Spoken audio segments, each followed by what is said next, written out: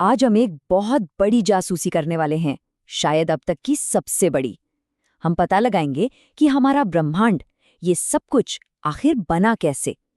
ये एक ऐसी कहानी है जिसके सुराग अरबों साल पुराने हैं और खरबों किलोमीटर्स दूर बिखरे पड़े हैं।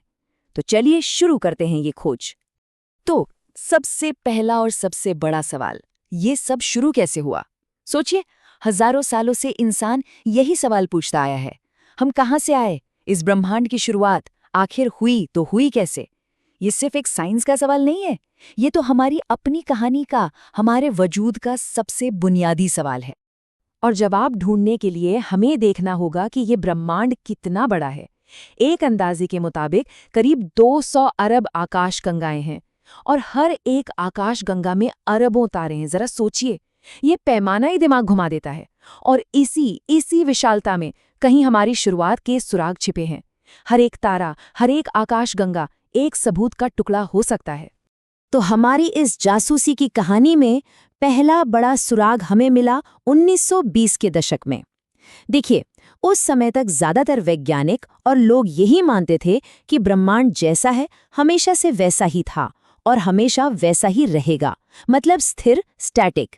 लेकिन फिर एक ऐसी खोज हुई जिसने इस पूरी सोच को जड़ से हिलाकर रख दिया। तो सुराग कुछ इस तरह से सामने आए।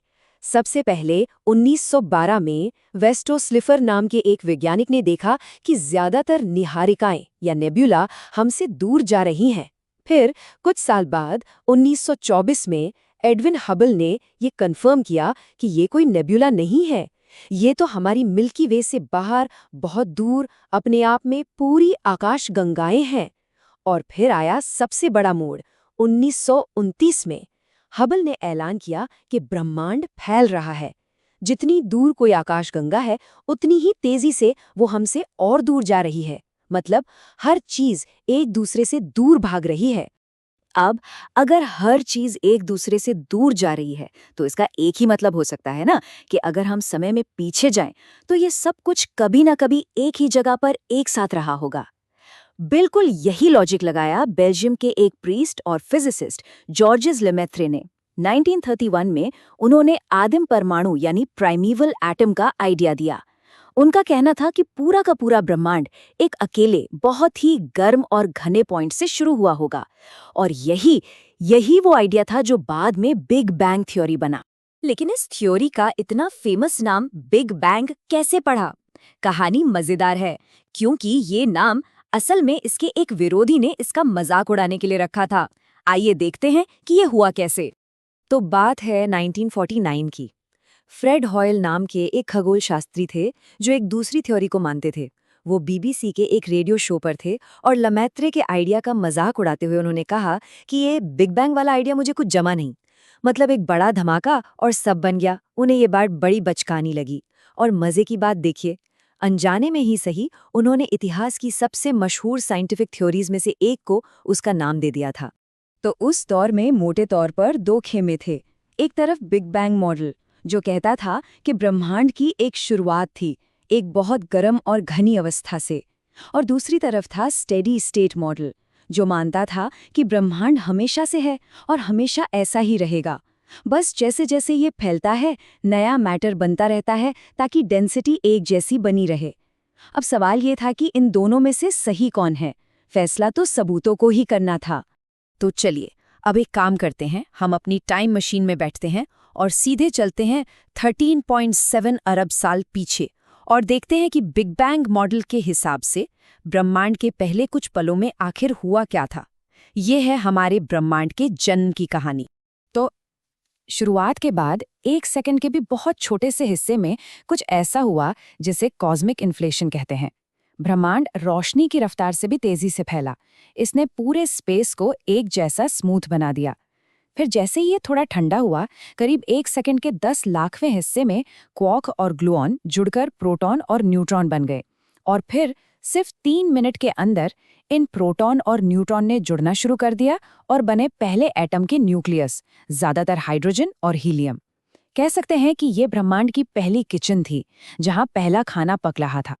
तो इस पहले कुकिंग से जो चीज बनी, उसकी एक खास रेसिपी थी। करीब 75% हाइड्रोजन, 25% हीलियम और बाकी कुछ चीजें बस नाम मात्र की। अब ये रेसिपी बहुत जरूरी है।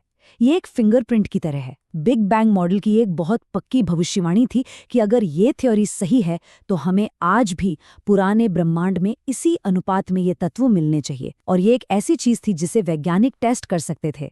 तो कई दशकों तक बिग बैंग एक दिलचस्प थ्योरी तो थी, लेकिन पक्की साबित नहीं हुई थी।